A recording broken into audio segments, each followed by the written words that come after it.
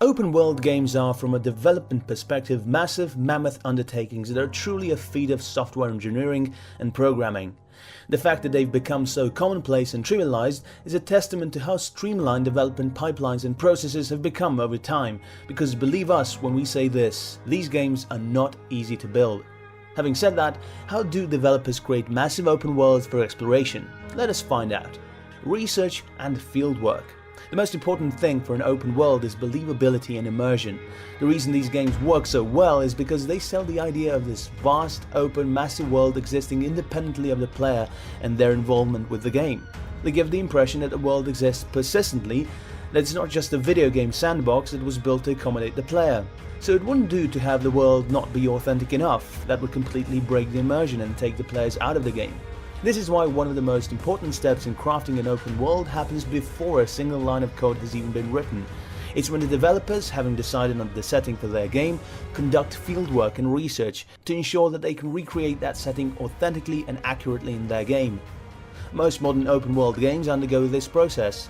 For infamous Second Son, for instance, the team at Sucker Punch decided to set the game in their native Seattle, and specifically went out and conducted research and fieldwork in the city and its surrounding forested areas with audio and video equipment to recreate all the landmarks of the city as well as its various sounds, such as the chatter and chirps of the local species of animals and birds, authentically.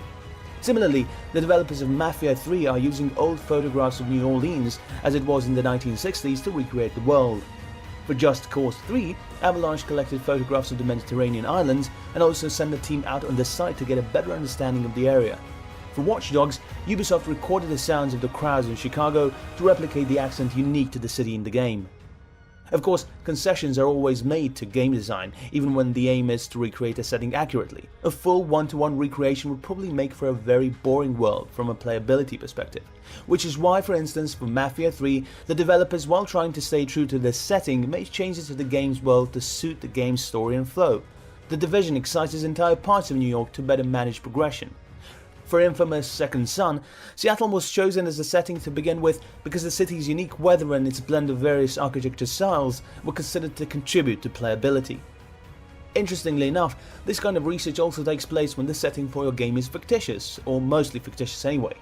For Far Cry Primal, for example, Ubisoft specifically had an entire new fictitious language created based on the projected reconstructions of the Proto-Indo-European language, allegedly the common ancestor to most modern languages. Again, this was done in the interest of setting a believable and authentic setting, even though, if you think about it, this is not the kind of thing most players notice. But Ubisoft were committed to an authentic setting, so they went the whole 9 yards. Development and coordination. One of the most arduous parts of developing an open world is the actual coding for it. There are so many variables and so many moving parts, and developers have to keep track of all of them, coding them all judiciously and properly while making sure what they're doing also doesn't break something that someone else is doing. And that part can be really difficult, because simply by virtue of just how big these games are, they can have development teams of thousands of people all working together on smaller, compartmentalized parts of the larger sandbox that are only put together near the end. This modular approach to development requires coordination on a gigantic scale. This approach also defines how the actual coding and programming process takes place. While the final game for any open world game is all set in one engine and runs off of one codebase, during development, coding and programming are broken down into smaller slices, each dedicated to different aspects of the game development. So for the typical open world game, you'll have a slice for the development of assets and models, another that handles animations, another for physics, another for AI, another for vestigial systems like weather and destructibility, one for cutscenes and CG rendering, one for handling netcode and multiplayer interactions, one for sound processing, a larger slice handling narrative progression and branches, plus the development of the actual game engine, or if one already exists, then at the very least updating it as per the new game's requirements. And this is the dish that holds all the other slices together. All of this, plus naturally the different development teams that are handling these different widgets or slices of the larger pie. All of these different development teams and different bits of code usually have two levels of oversight.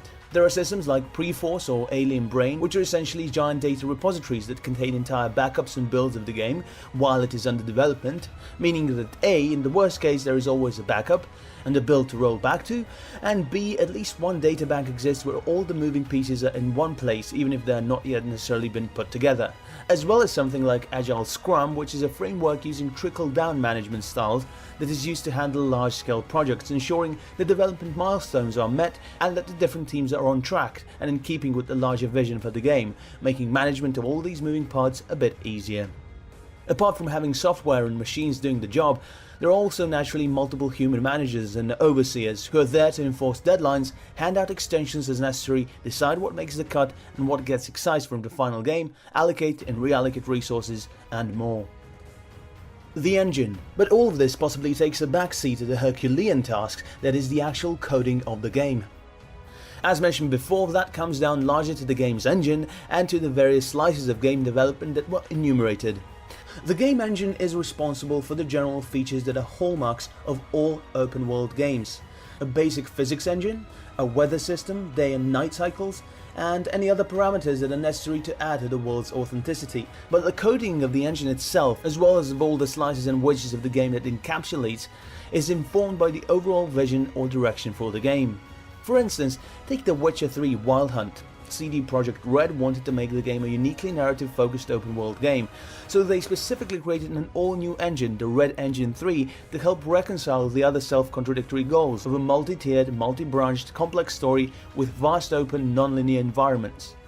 On the other hand, for something like Fallout 4, Bethesda wanted to emphasize the interactivity with the game world, from the physics engine to the crafting, so they used the creation engine that was also used in Skyrim, but updated it for a better character creator, sophisticated visual effects such as dynamic lighting and temporal anti-aliasing.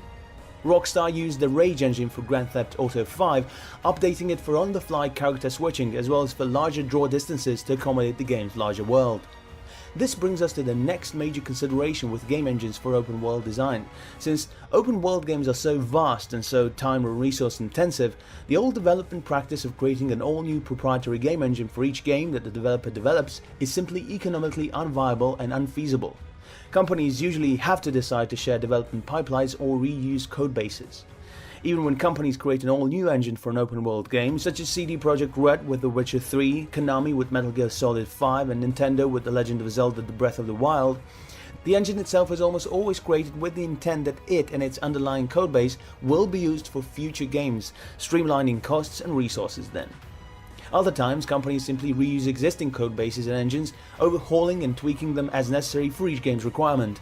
Ubisoft, for instance, are known for having a unified and consolidated development pipeline that all of their games use.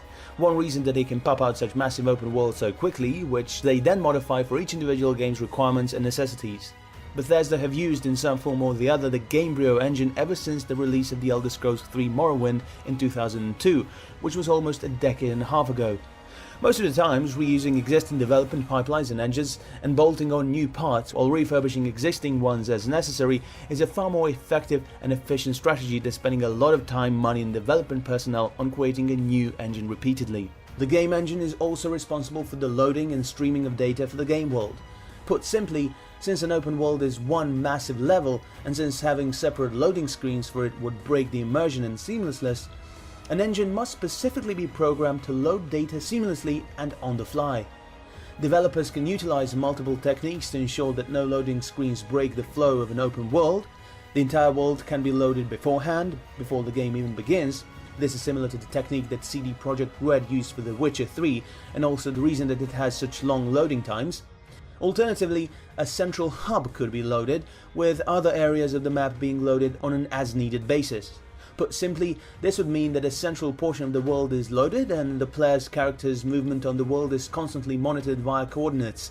As the player begins to reach the edge of the hub, relevant portions of the map or the hub are loaded, while the previously loaded portions of the map may be removed from memory to be loaded again when needed. This is similar to the kind of system that Rockstar used for Grand Theft Auto. Finally, a variation of the hub loading technique is one used by Bethesda, where the map is sectioned off into a central hub and its offshoots, the offshoots being the dungeons and buildings. In this case, the map is loaded into the memory beforehand, with the dungeons or buildings being loaded only when the player enters them, which is why a loading screen appears when you enter or exit a building in the Elder Scrolls and Fallout. AI and NPCs. The unsung hero of open world game immersion, though, is the humble NPC. As long as the game world is populated by characters who look and seem real and persistent to the player, instead of just a prop placed there to add to the sense of realism, then the illusion of the world being real is enhanced. And the extent to which companies go to create convincing NPCs sometimes goes seriously underappreciated. For instance, it was already brought up earlier how Ubisoft went to Chicago to record random sound bites of people on the streets talking, just so the Chicago accent would be replicated accurately and authentically in the game. Or how they created an entire new language just to add to the sense of authenticity and genuineness of their tribal prehistoric world, which, I need to remind you, by virtue of being prehistoric is enough of an unknown that literally almost no one would have known the difference or been able to call Ubisoft for being wrong had they just winged it. Then there are other such instances. Bethesda, for example, created the Radiant AI system for the Elder Scrolls 4 Oblivion to allow the behavior of NPCs to be dynamic and unscripted. General goals would be given to each NPC, which they would always follow, but how they followed them would be left to them, adding an element of emergent gameplay even to entirely programmed interactions. Or there was the other extreme, such as when Nintendo programmed the entire schedule for every single NPC in The Legend of Zelda Majora's Mask that they would follow without fail, giving the illusion of people with specific goals to achieve that they would attempt to, with or without the player's involvement with the world. Odds and ends. After everything is done, the mammoth task is still not finished. Then come the hard parts such as QA, which involves scanning the thousands upon thousands of lines of computer code to find whether there is anything that isn't behaving the way it is supposed to. And the process gets even harder the more systems the game is releasing on, and the more languages it will be released in. There is the marketing campaign, which for a game this size has to be almost as big, a coordinated effort that comprises usually of a media blitz, social media engagement, nationwide tours, contests and timed promotions, pre-order campaigns and more. All of this, and we still haven't gotten to the DLC yet, because of course there is DLC and development of that has to begin soon too. There will also be patches and updates for the game, some released on the developer's own schedule, some released in response to complaints about some bug or glitch that somehow escaped QA and made it into the final code. Development of open world games, in short, is a major, massive, mammoth undertaking, almost inhumanly massive in its scope and ambition. Honestly, the fact that open world games manage to release and run at all seems like a marvel once you know how they are made. It's almost enough to make you want to be a bit more tolerant of glitches and errors that crop up in these games. Not that you should be, though. In the end, however, these titanic projects have netted us some of the most influential and memorable games, not just in this generation, but in every generation of gaming that has been so far. So we're going to continue celebrating non-linear open world game design, and we will continue to hope for the best from and look forward to the plethora of open world games that are on the horizon. Like this video? Why not give us a like and subscribe? We try and upload amazing videos almost every single day. Thank you for watching this video, and we'll see you on the next one.